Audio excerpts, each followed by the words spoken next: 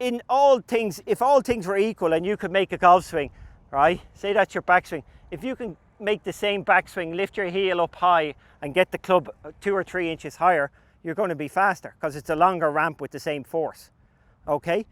So using that theory, okay, if you have a long ramp, and that could be club head or hands, okay, assuming everything stays the same, you would hit it further. But most people, when they go higher, will lose a little bit of their force. So I recommend... Winner of the gold medal and the champion golfer of the year is Padraig Harrington.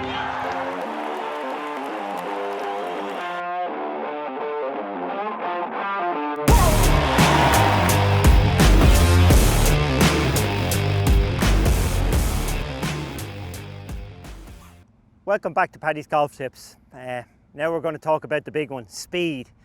Everybody wants more speed, and there's no doubt this game gets a lot easier the more speed you have. Not just how much, if you hit the ball further, which is nice, but also it's just easier to get a good strike, get more backspin, hit it from the rough, hit it over things if you have the physicality to get more speed. You don't always have to use it. And for sure, I would say to everybody, when you're playing practice rounds, when you're hitting shots at the range, try and be 100% flat out.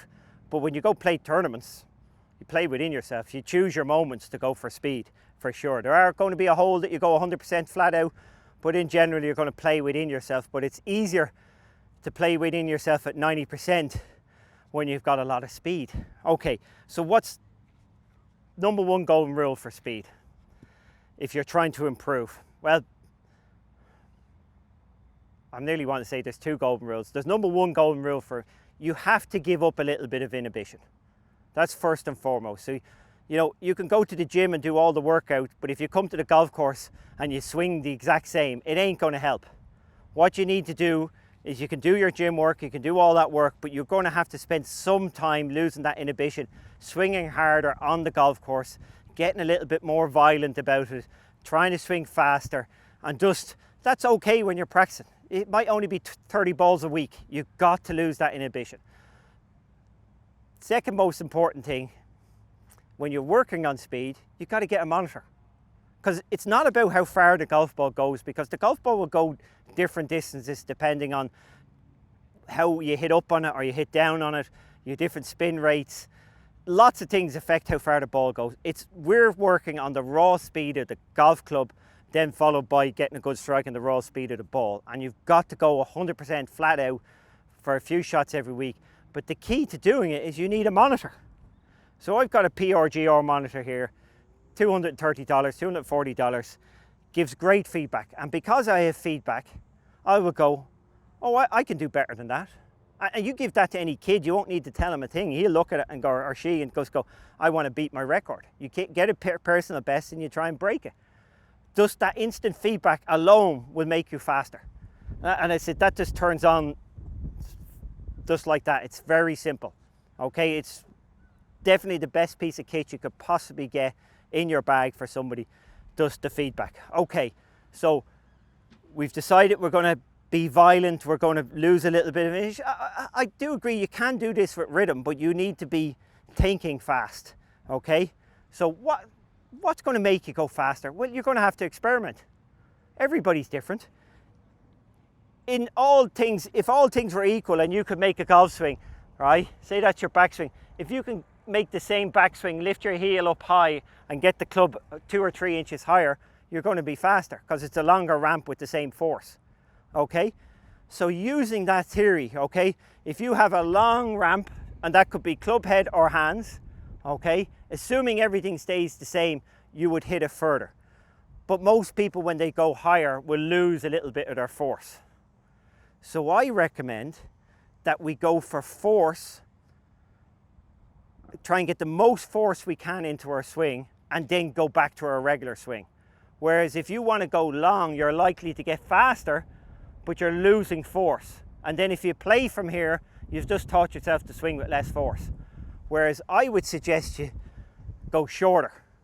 So if you practice from here, trying to hit the golf ball, it requires a huge effort to hit the golf ball, massive.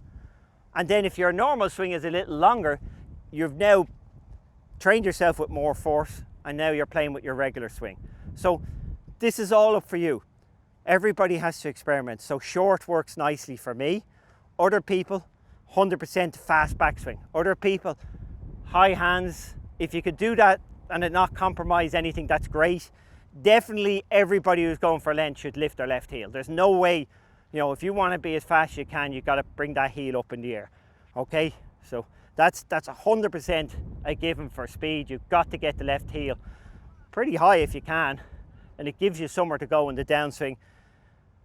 So we want to mentally get a bit of force into it. So experiment, no doubt about it. As I said, long backswing, fast backswing, short backswing. These are all backswing thoughts. Now we're going to downswing thoughts. So for me, I want you to release the club. So you've got to get your arms and hands going as fast as you can, right from the start of the downswing. Nice and relaxed, and then absolutely rip down on it. That's not a great thing if you hit a slice. Slicers come out a bit too quick from the top, so they will struggle. But everybody else, if you're just going for raw speed, we want you to accelerate the hands as quick as you can in this area. That is the biggest key, one of the biggest keys. Accelerating the hands as fast as you can, and believe it or not, once you've accelerated, then you have to learn how to decelerate them into the ball. So it's accelerate, decelerate is actual what real speed is. So we've decided, got to the top, nice and relaxed. Everything here is relaxed in my body, and I rip, pull down, just like if you got a cable pull, this whole chain pulls down. I'm not a great believer in separation. Oh, did that come out? Did I actually say that? What I mean by that is they talk about separation. Well, if you can get your hips to rotate, there is nothing in that rotation that's coming to my golf club there. So I do want to push my hip back out of the way, but in many ways I feel like it's kind of like a cog system or a pulley system. As this is pulling, it pulls the next section, and the next section pulls down my arm, it pulls down my wrists. So everything is pulling the next section. I'm not actually, the ability to do that is not going to add anything to my golf swing because it's not getting out to my arm. The ability to pull it like if you were pulling, and I do recommend go in and pull something, even pull something that's static, pull a weight in the gym, just pull out something, and you can feel how everything is, the whole chain is being pulled from the lower part all the way down. That's the feeling we're getting, not spinning. That's not going to add anything to the club head. Okay, so we've made a nice backswing.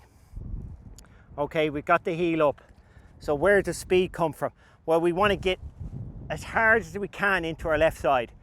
The more that's in the ball of the foot and the big toe, the more it's going to spring backwards at you, which is what we want. So we want, now the way to get that, it's very hard to go back of the swing, squat. That's adding nothing. But if you go, I want to get to the back of the swing and I want to jump, I guarantee you, you will squat a lot more. So you watch how much my head drops here and my squat by going for a big jump. So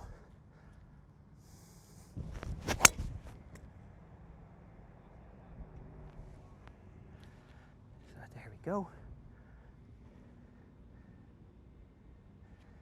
So all very nice, 120 club head speed, which is grand for the talking here. So watch my squat again.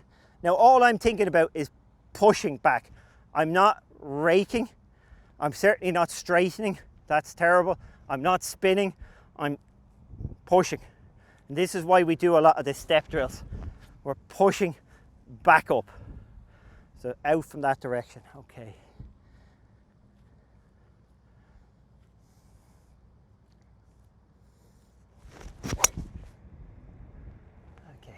If you have a comment or suggestion about future videos, please put it in the comments below.